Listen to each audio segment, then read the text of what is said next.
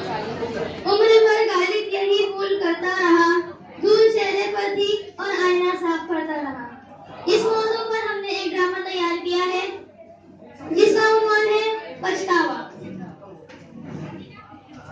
इसमें किरदार है अंसारी हाजरा, गुल बेगम, ये गुल बेगम का किरदार अदा करेंगी। अंसारी तूबा शमा बेगम का किरदार अदा करेंगी। अंसारी हरीबा सबा का और शेख सिद्दीका साना का किरदार अदा करेंगी। खान फरहत शाइस्ता का और अंसारी जोशी निदा का। पहला मंजर। अस्सलाम वालेकुम।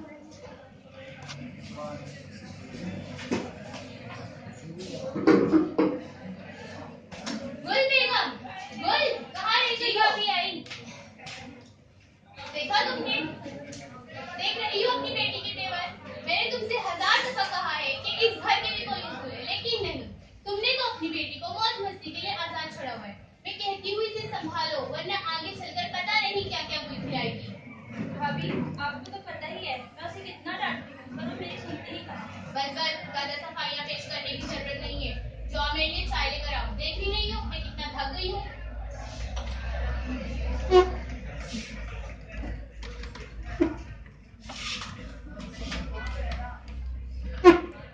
मम्मा, कहाँ हैं आप? वाह मम्मा, आप भी बुद्धि से काम लेती है। मुमानी वहाँ मेरे बारे में बुराई कर रही थी और आप एक उनको सामने सुनाने के बजाय यहाँ बैठे रो रही है। बस बहुत हुआ। और तुम मुझे मम्मा बुलाने की बजाय अम्मी कहा करो, समझी? और मुझे सबक पढ़ाने से पहले खुद सुधर जाओ। ये आज मैं जितना सुन रही सब तुम्हारी वजह से। अब मैंने क्या कर दिया जो आप मुझ पर इल्जाम लगा रही है? तमीज से बात करो। ये लो एक और बुद्धि। और हाँ, तुम मेरे मामले में ना ही पढ़ो तो बेहतर है। ये क्या बात हुई? मुमानी अम्मी से मेरी शिकायत लगा रही है और ये खामोश खड़ी अपनी बेटी के बारे में गलत अल्फाज सुन रही है। अगर मुमानी हमें कमाकर खिलाती है तो अम्मी भी घर के सारे काम करती है। और रही बात इस घर की, तो इस पर जितना हक हमारा है उतना ही मुमानी का भी है। आई बड़ी घर में अपना हक जमाने वाली। पता भी है भाईजान ने अपना खून पसीना एक करके ये घर बनवाया है।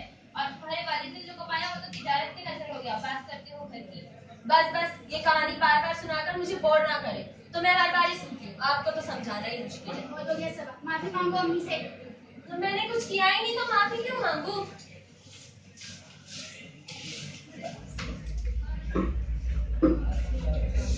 अम्मी, अम्मी सुनिए, देखिए रोइए ना। रोइए नहीं प्लीज, देखिए इधर। मत रोइए, आपको पता है ऐसी ही है।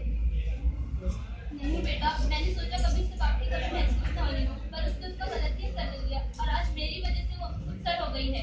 नहीं अम्मी, इसमें आपकी कोई गलती नहीं है। तब वो सब अपना सब कुछ गवा देगी। मुझे बस इस बात की फिक्र खाई जाती है कि वो सब कुछ गवाने से पहले इससे अकल आ जाए। अम्मी अब आराम करें, वो मानी की चाय बना देंगे। दूसरा मंजर कॉलेज।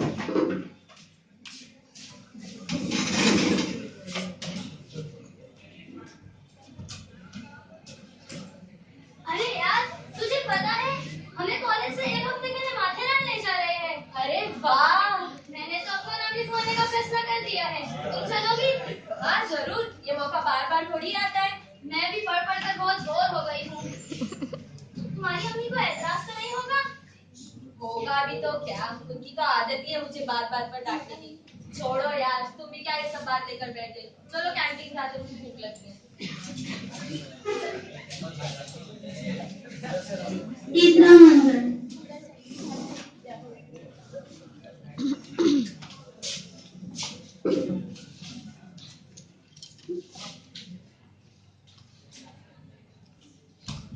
मामा, कहाँ हैं आप?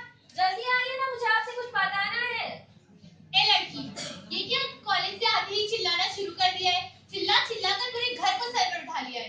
जरा सब्र तो रखो, आ रही है तुम्हारी माँ। मुमानी, मैं आपके मुंह लगना नहीं चाहती। और हाँ, आप अपना मुंह बंद रखें तो बेहतर होगा। सबा, ये क्या बदतमीजी है? अम्मी से तुम किस लहजे में बात कर रही हो? अम्मी ने ठीक ही तो कहा है तुम्हें। बस बस, बहुत हुआ। अम्मी कहाँ है आप? जल्दी आइए ना। सबा, क्या हुआ? क्यों शोर मचा रही हो? मैं शोर मचा रही हूँ? ए सबा, जरा अपनी बहन ही से कुछ सीख लो। दोनों एक दूसरे से बिल्कुल मुख्तलिफ हैं। दोनों की मिजाज एक दूसरे से बिल्कुल अलग है।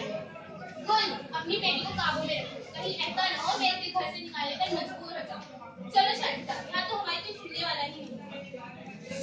छोड़िए आप ये सब, मेरी बात सुनिए। आपको पता है हमारे कॉलेज से ना एक हफ्ते के लिए पिकनिक जा रहे हैं, वो भी माथेरान। आपको पता है मामा, मुझे भी जाना है। नहीं सबा, इस बात की मैं तुमको हरगिज़ इजाजत नहीं दूंगी। मैं आपसे इजाजत लेने नहीं आई थी, अपना फैसला सुनाने आई थी। अब तो मैं जाकर ही रहूंगी। सबा, सबा सुनो सबा रुको।